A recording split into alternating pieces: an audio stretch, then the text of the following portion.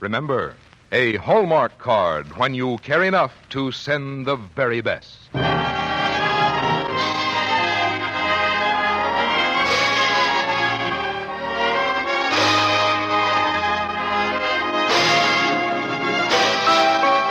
Tonight, from Hollywood, the makers of Hallmark greeting cards bring you James Dunn in Betty Smith's A Tree Grows in Brooklyn with Connie Marshall on the Hallmark Playhouse.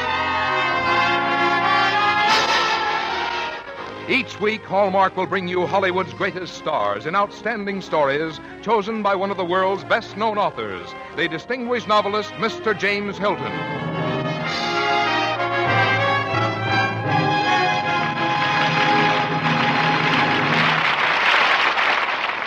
Good evening, ladies and gentlemen. This is James Hilton.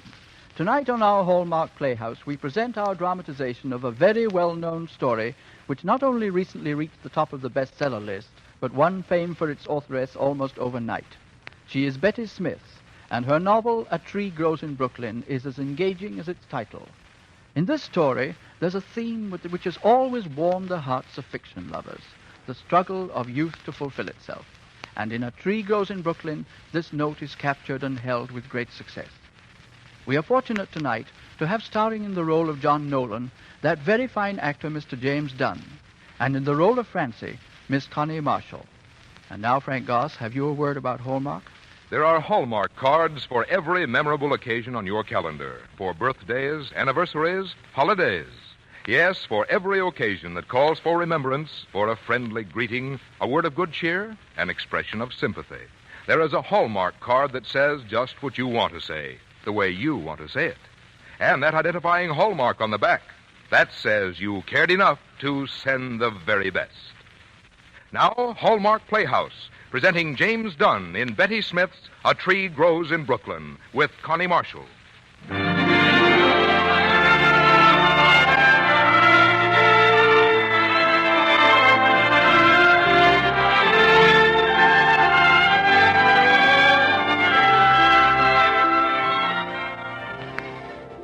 There's a tree that grows in Brooklyn. Some people call it the tree of heaven. It grows in boarded-up lots and out of neglected rubbish heaps. It survives without sun, water, and seemingly without earth. It would be considered beautiful, except that there are too many of it.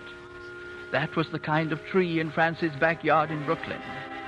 Its umbrellas curled over, around, and under her third-floor fire escape. An 11-year-old girl sitting on this fire escape could imagine that she was living in a tree. That's how it seemed to Francie every afternoon in Brooklyn. Hey, Francie, you gonna sit up there on that fire escape all day? I don't know. Is Mama home yet? No. Where are you going? Play ball in the lot. Francie, do we still have to get vaccinated Monday? Yes, we do. Artie Phillipson says they stick a needle in you, and your arm turns black and drops off, and you die. I don't believe it. I'll ask Papa, Neely. Okay, I'm going over to play baseball. See you later.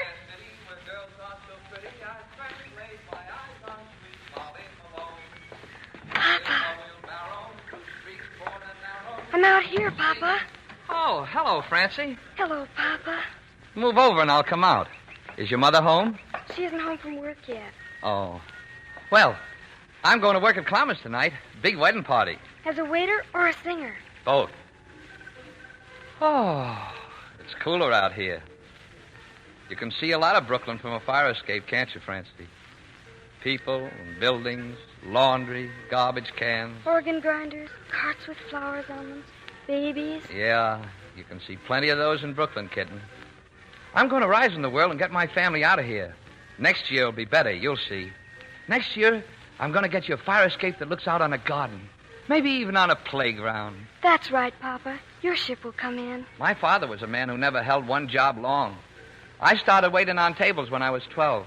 And when I began to work, I said to him, well, maybe your ship didn't come in, Pop, but mine's going to. You're the best singing waiter in Brooklyn. I've always wanted to be a real singer. The kind that comes out on the stage all dressed up. Well, I will be yet. And things are going to be different for you. I'm going to see to it that you get through school. Yes, Papa. Maybe Neely and I can find your ship and make it come in. Francie, if I ever do have any luck, You know what you and me are going to do? We're going on a trip. Just you and me? Yep, just the two of us. We'll go way down south where the cotton blossoms grow. Oh, Papa, I love you so much. I love you so much. Ah, there's your mother. Hello, Katie. Oh, here you are. Mother, they're going to vaccinate us or we can't go back to school. Vaccinate you? What for? Smallpox. They're going to vaccinate Neely, too? Both of us. Mrs. Phillipson says your arm drops off and you die. Oh, now it isn't as bad as all that, baby. I was vaccinated thousands of times in my youth. And you didn't die? Well, you see me here, don't you? When do you have to go? Monday. Can you go with us, Mama? No, honey. I have another cleaning job. Papa? I'm working Monday, too, baby. But there's nothing to it. Francie, don't let Neely see you're scared. After all, Neely's really such a baby yet.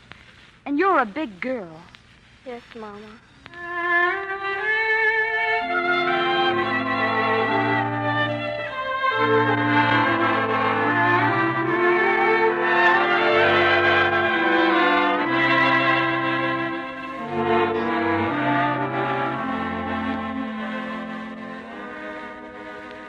Come on, Neely. We'll go out and play. The time will go faster. I don't want the time to go faster. I don't want to be vaccinated. The faster it goes, the quicker it'll be over. Let's go out and make mud pies. You used to like to make mud pies. All right. But let's go around back where none of the fellas will see us. All right, Neely. We'll go around back.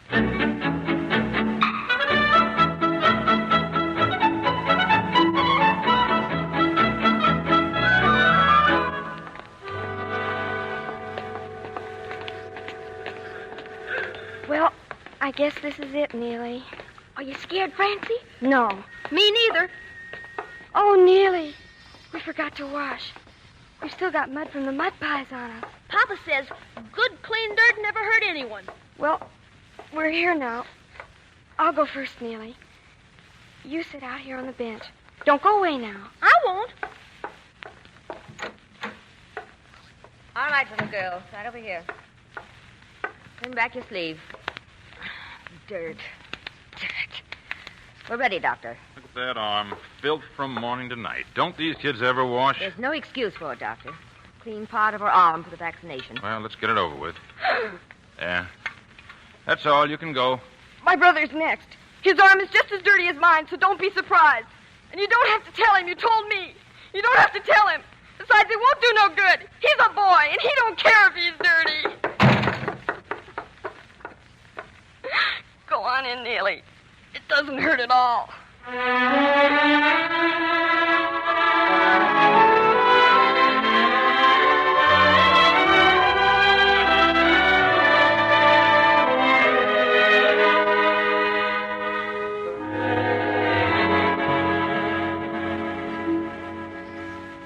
What are you doing out here on the fire escape at this time of night, baby?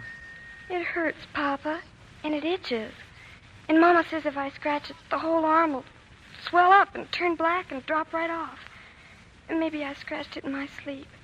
Maybe I'm going to die, Papa. Well, come on in the house and let me see it, Francie. It's all swollen. Look. Ah, that's nothing at all. You should have seen my arm when I was vaccinated. It was twice as swollen, and it was red and white and blue instead of green and yellow like yours. Now, we'll just put a few drops of carbolic acid in some water and wash it out. And in the morning, it'll be much better. It will? Sure. And then I'll put on a nice, clean bandage all around it. Where will you get the bandage? Well, I'll tear up one of my undershirts. Now, this may hurt a little, but I'll be just as gentle as I can. Papa, I don't want to go back to that school. Why, baby? It's so big, and nobody likes anybody. Neely seems to like it. Neely's a boy. But you have to go to school. I found the most wonderful school, Papa. It's way out, and it's made of bricks. And there's no fence around the yard, and the playgrounds have grass in them, not cement. Oh, Papa, it's such a wonderful school. All right. We'll go have ourselves a look at it. Can we move near that? Well, no, we couldn't move right now. But you can't go to a school unless you live in that district. Well, you just leave it to me. We'll go out and look at that school tomorrow. And I'll think of something.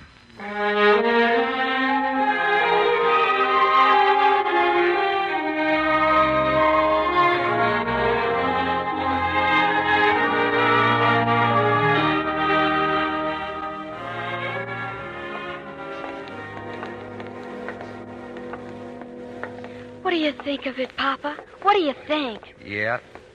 This is a school, all right. This certainly is it. I've just got to go there, Papa. All right. I'll tell you what we'll do. We'll walk around and pick out a nice house and then take down the number. Then I'll write a letter to your principal saying that you're moving there and you want to be transferred to this school. There's a house down at the corner. It has flowers all around it. That's where I'd like to live. All right. We'll go down and get the number. It's the kind of a house you read about in books. Francie, Yes, Papa? you know what we are going to do is wrong, don't you? Is it, Papa? But it's a wrong to gain a bigger good. Like a white lie? Yeah, like a lie that helps someone out. So you must make up your mind that for never to do anything wrong. You've got to be late never and absent never. And you must never do anything to make them send a letter home through the mails. I'll always be good, Papa, if I can go to that school. Here's the house. 1724. I'll write to school tonight. Papa. Oh, Papa. Yes, Francie. Papa. My cup runneth over.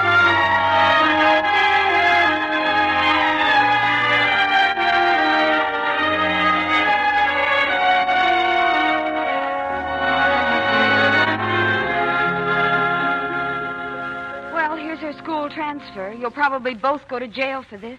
Oh, Mama, it's such a beautiful school. 48 blocks to walk every day. I wanted to go there, Katie. I want her to learn that there are other worlds, and that those other worlds are not out of her reach.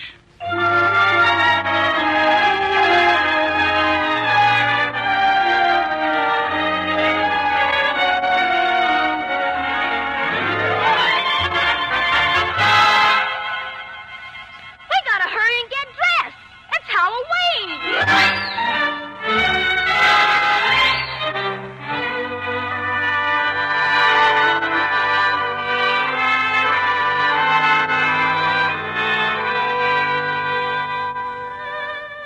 Happy Thanksgiving to you all, class. A very happy Thanksgiving.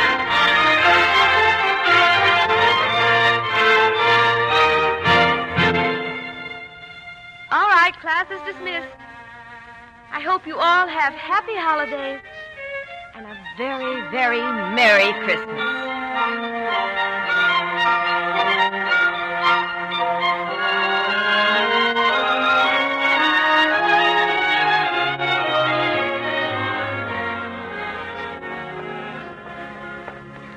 Gee, Christmas is swell, isn't it, Francie? I'll say it is, Neely. Just look at those windows, Papa. Yeah, they're wonderful, ain't they?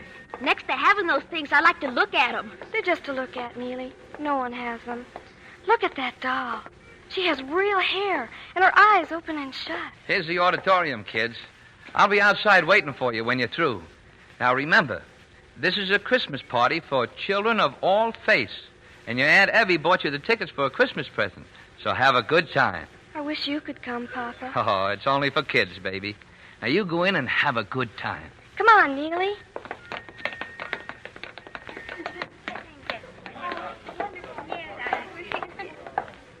There's some seats down there, Francie. Children, we have a special surprise for you.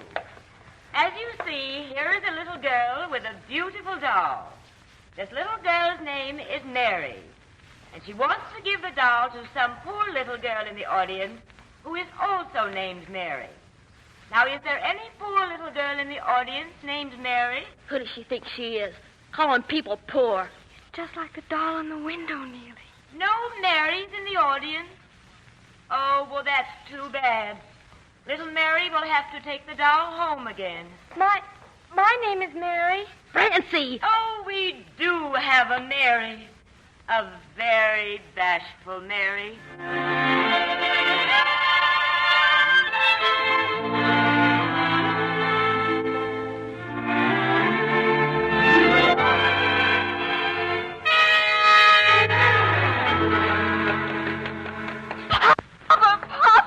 What are you doing out so soon, Francie?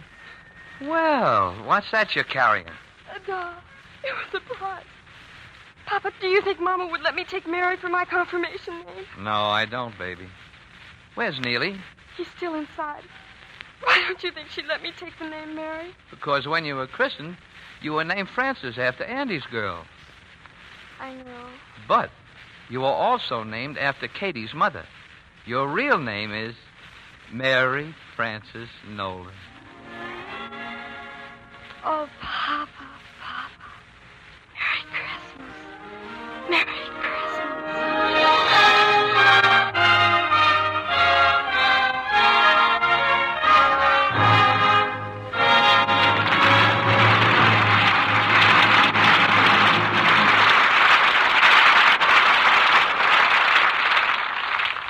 Mr. Hilton, James Dunn, and Connie Marshall will be back with us in a moment.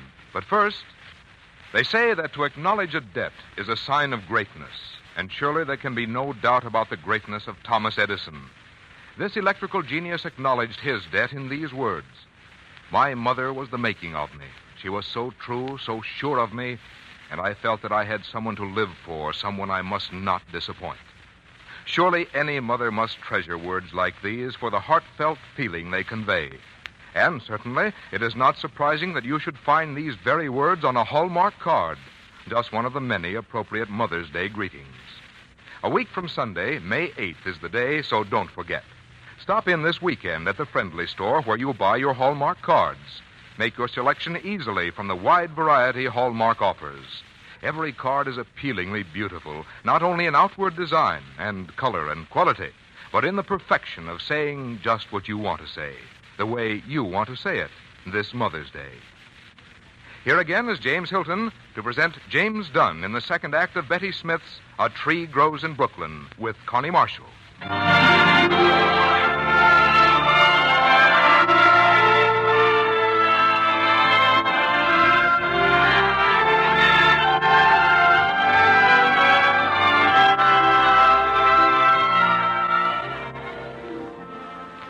Time went on as it does everywhere, even in Brooklyn. Spring came, and summer, and winter again. And suddenly Francie was 14, and it was almost Christmas again. But nothing was right about Christmas this year in Brooklyn, because something was wrong with Johnny. He came and went almost without speaking.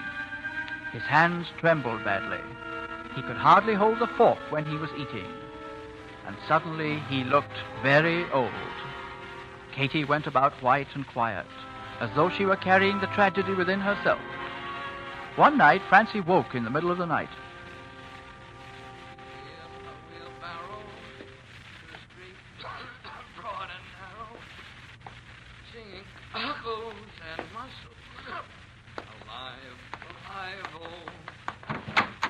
You won, Papa. I what? You finished the song before I opened the door. Yeah. I finished the song, I guess. Papa? Turn out the lights and go back to bed, Francie. Papa, are you sick? No, I'm all right, Francie. Everything seems to be changing so. I don't want things to change. Well, how are things changing, Francie? It seemed to me things were staying just the same. No, Papa. The scales at the tea store aren't bright and shining like they used to be. And things that used to be exciting aren't exciting anymore. Like selling junk and going to the delicatessen for a pickle and pretending like we used to. Oh, I see. When we didn't have enough money for food, we'd pretend we were explorers discovering the North Pole and that we were trapped in a cave with just a little food. And we had to make it last until help came. Mm. When explorers get hungry and suffer like that, it's for a reason. Something big comes out of it. They discover the North Pole. But what big thing comes out of us being hungry like that? Well, you found the catch in it, baby. You found the catch in it. You have a bad case. A very bad case. Of what? Of growing up. Go on now. Get to bed. I'm going out again. Why, Papa? Well, I forgot something. Never mind, kitten. It's all right. You go to bed. I want to walk a bit longer. Go on now. Good night. Good night, Papa.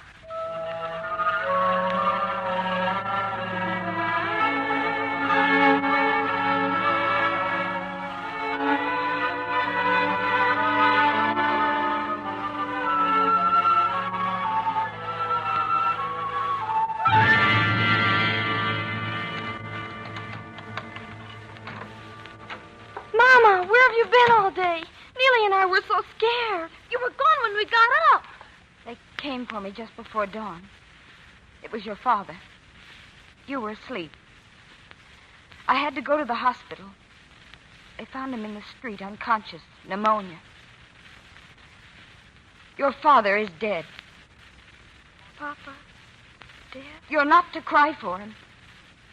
He's out of it now. And maybe he's luckier than we are.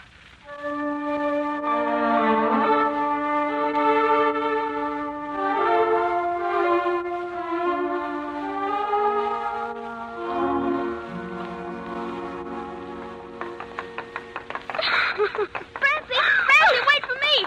Wait for me, Francie! Oh, Neely, why did Papa have to die? I guess God wanted him. Why? Neely, I don't believe in God anymore. I don't believe in God anymore. I want to go home.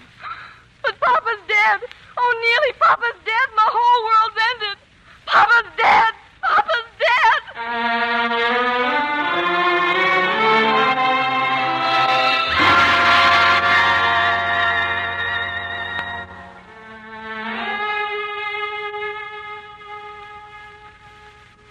Francie, what's happened to your writing? I don't know, Miss Gardner. You were one of my best pupils. You wrote so prettily. But these last compositions, Francie, all about poverty and starvation. Those are ugly subjects. What does one write about? Well, one delves into the imagination and finds beauty there. Francie, these stories don't sound like you. They seem so sordid. Sordid? What does sordid mean? What did I tell you when you don't know a word? Go to the dictionary. Sordid. Here. Sordid. Filthy. Filthy! Papa wore a clean shirt and collar every day of his life. He shined his shoes, sometimes twice a day. We aren't discussing your father. Dirty! We're talking... Papa had his own mug at the barber shop. Gross. Papa was a dancer. He was slender and quick. Sordid, also mean and low. Why, everyone loved Papa. Everyone. Don't you ever dare use that word about us. Francie. Us? We were talking about your compositions. Why, Francis, I'm surprised. A well-behaved girl like you. Talking like that to your teacher the week before graduation. I'm sorry.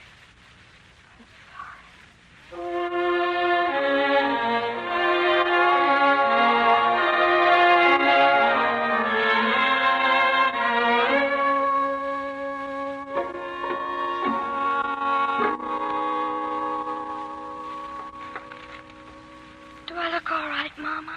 You look lovely, Francie. I'm sorry I can't go to your graduation, but with Neely graduating the same night and both of you in different schools, you see, your father planned that he would go with me. It's all right, Mama. I can go alone.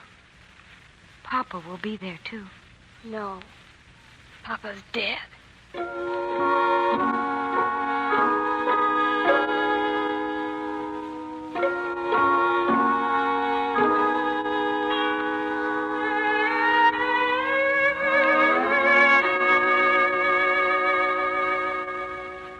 It was a lovely graduation, wasn't it, Francie? Yes, Miss Gardner. Good night. Aren't you going in the classroom to get your books? I took them this afternoon. Francie, you want to get your flowers. I haven't any flowers, Miss Gardner. Come and see.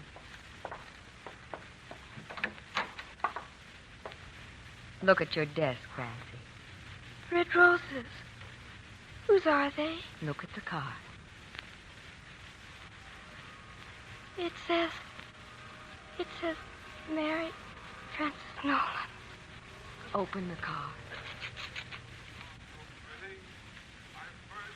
Papa. It says for Francie on graduation day. Love from Papa. Miss Gardner, he can't be dead.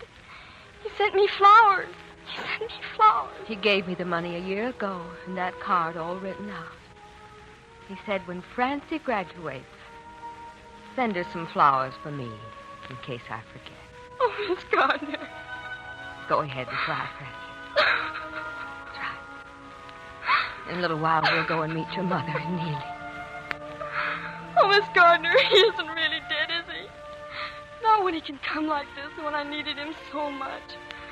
Not while people live who remember what he was like and love him. No. John Nolan will never be dead, Francis. He lives on in you and Neely. I was wrong. There is a God. Oh, Miss Gardner, there is a God. And isn't it wonderful? Papa knows him. Papa knows him.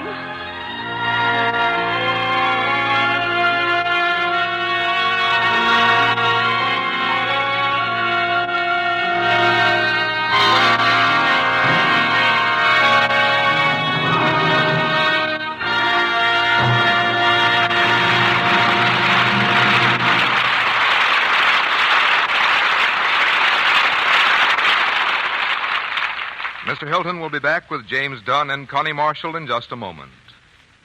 Remember the day you broke your favorite doll and your mother mended it so magically? When you fell from the tree and she picked you up so tenderly? Or later still, when your heart broke over your first love, remember how she put it back together again with the wisdom only mothers know? Whatever your memories of your mother, whether she's near or far away, you do want to remember her this Mother's Day. What shall you say to her? Anything or everything that's in your heart. And you'll find it said perfectly in a Hallmark card. You might choose a simple card with words of heartfelt love, a beautiful card of satin and silver and sincere affection, or the gay new Hallmark card that opens up into a golden crown. Whatever your taste and whatever your budget, you'll find a Hallmark card that says just what you want to say, the way you want to say it. Mother's Day is a week from Sunday, May 8th. So before then, visit the friendly store where you buy your Hallmark cards for your Mother's Day remembrance. Here again is James Hilton. Thank you, James Dunn and Connie Marshall, for an outstanding night here on our Hallmark Playhouse. You have given us a warm and tender picture of an American family. It's been a great thrill for me, Mr. Hilton, because I've always wanted to play Francie. Also, will you thank the Hallmark Company for me for the very lovely gift of a portfolio of the Hallmark Little Women dolls? You know, I'm a collector of Hallmark dolls. I have the whole set of the Hallmark dolls of the nations. They're just wonderful. And may I say that it's been a pleasure for me, too, Mr. Hilton? What Connie says about Hallmark dolls really goes for all the Hallmark cards. You just expect Hallmark to be associated with the best. We do appreciate that compliment, Mr. Dunn, and we hope you and Miss Marshall will visit us again. And please listen next week when we present a story most appropriate to the time, Kathleen Norris's well-known novel, Mother, starring Linda Darnell. And the following week, James Thurber's great story of baseball, You Could Look It Up, starring William Frawley. And after that, Sir Arthur Pinero's play, Enchanted Cottage. Our Hallmark Playhouse is every Thursday. Our director-producer is Dee Engelbach. Our music is composed and conducted by Lynn Murray. Betty Smith's A Tree Grows in Brooklyn was adapted for radio by Jean Holloway. Until next Thursday, then, this is James Hilton saying good night.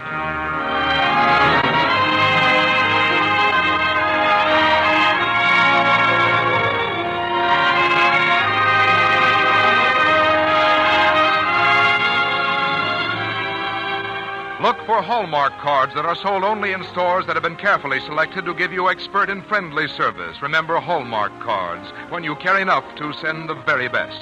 This is Frank Goss saying goodnight to you all and inviting you next Thursday and every Thursday to tune in 1/2 hour earlier and listen to the adventures of Casey, crime photographer, followed by the Hallmark Playhouse. James Dunn appeared through courtesy of 20th Century Fox, whose current release is Beautiful Blonde from Bashful Bend, starring Betty Grable. This is CBS, the Columbia Broadcasting System.